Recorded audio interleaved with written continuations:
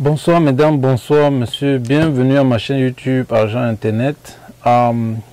Mondial 2022, le Qatar, la Tunisie est sortie les mains, les armes à la main. Je crois que si les gens avaient suivi le discours de Samuel Eto'o concernant cette Coupe du Monde depuis le début, les Africains ne viennent plus pour figurer. Parce que c'est vrai que la Tunisie rentre avec 4 points. Mais beaucoup de 4 points, c'est... Je ne crois pas que quand on rentre avec 4 points, on est venu juste pour figurer. C'est ce que les Africains doivent comprendre. La majorité des joueurs africains évoluent dans les championnats européens, américains, sud-américains. Donc il n'est plus question, je crois que c'est mon point de vue, il n'est plus question d'aller figurer. La Tunisie a battu la France sur le terrain. La France qui est, nous tous nous savons, le tenant du titre, parce que jusqu'à présent ils sont encore tenants du titre. Et puis donc, c'est de ça qu'il s'agit. Le Sénégal est encore dans la course, tout s'est bien passé hier et comme prévu, parce que jusqu'à présent, nous tous nous savons que le Sénégal est bien parti dans ce tournoi et je crois qu'ils sont encore dans la même lancée. Ils vont rencontrer dans la suite du tournoi, le Sénégal va rencontrer l'Angleterre. Bon, ce qui me plaît encore dans ce match, c'est que je donne l'Angleterre, le Sénégal favori. Vous allez me demander pourquoi. Parce que quand je regarde un match comme où est ça, Angleterre. C'est vrai que le seul match que l'Angleterre a beaucoup brillé, c'est le match où ils ont gagné 6-0. Mais après ça,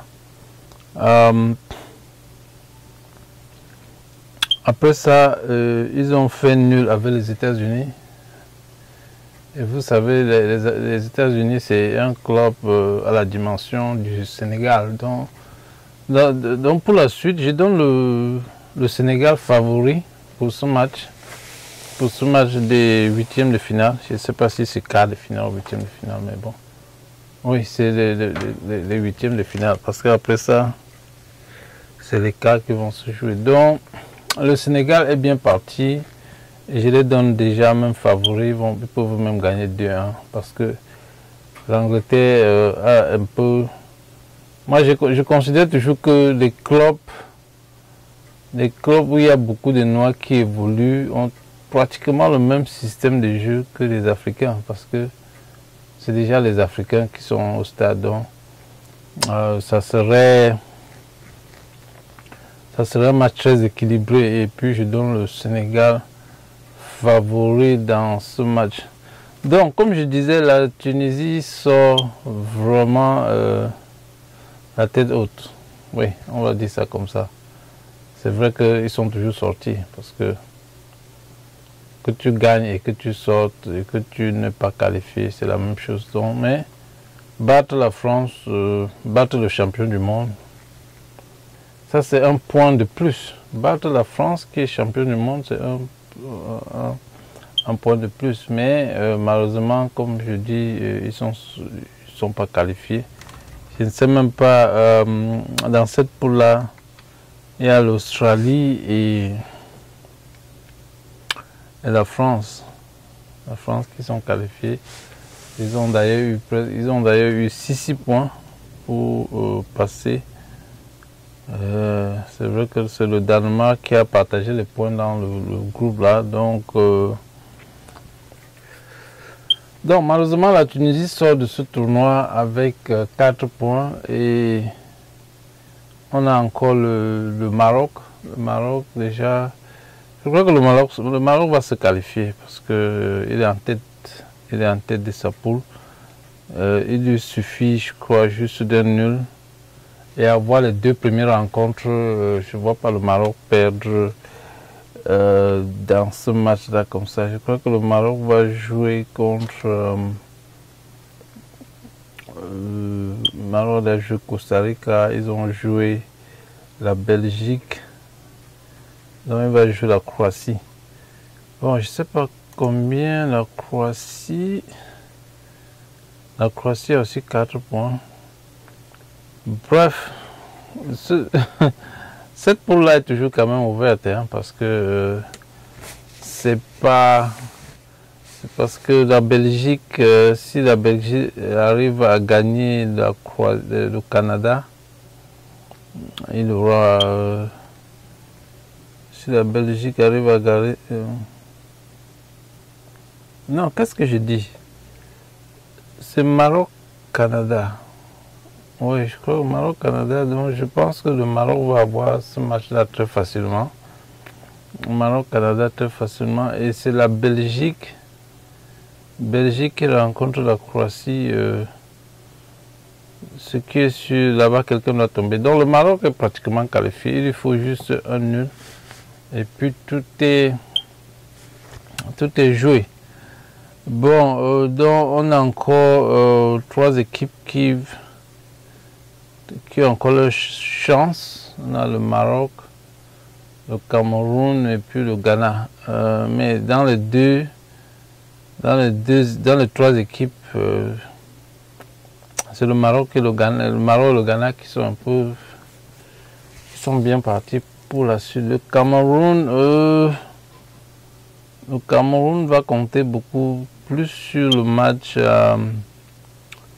Serbie contre la Suisse, parce que c'est là-bas, si la Suisse gagne, je crois que les carottes sont cuites. Donc, pour que le Cameroun espère faire quelque chose, il faut déjà gagner le Brésil. Ensuite, espérer que la Serbie gagne.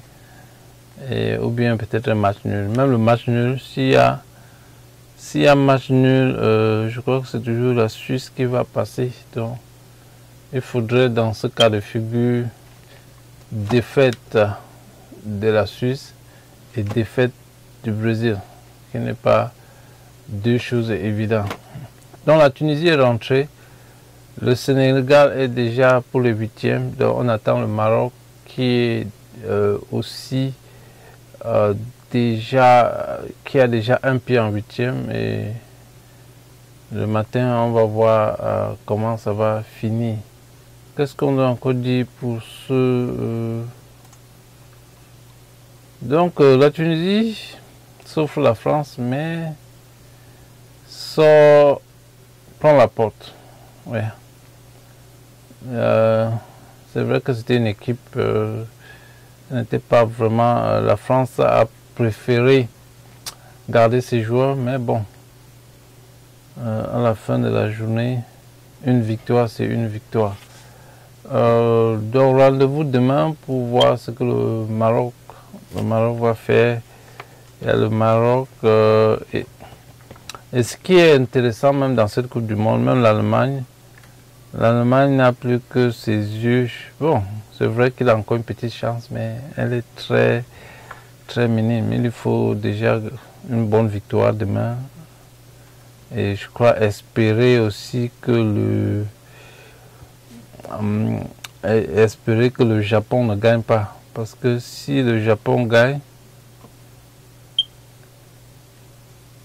non, le match serait, attends un peu, je vois, ça serait Allemagne, Costa Rica et Japon, Espagne. Donc Japon, Espagne, si le Japon gagne, l'Allemagne gagne. Bon, déjà avec le goal à virage, avec le goal au score, l'Espagne a plus de chances, donc c'est un peu très difficile pour l'Espagne. Et ceci revient encore à ce que je dis toujours, du moins ce que la vision de Eto'o, on ne part plus pour participer à la Coupe du Monde. Cette période-là est finie. Je crois que c'est ce que les Africains doivent comprendre. Et c'est ce qui nous a manqué dans la première journée, parce que si vous avez regardé la première journée, tous les clubs africains ont presque perdu.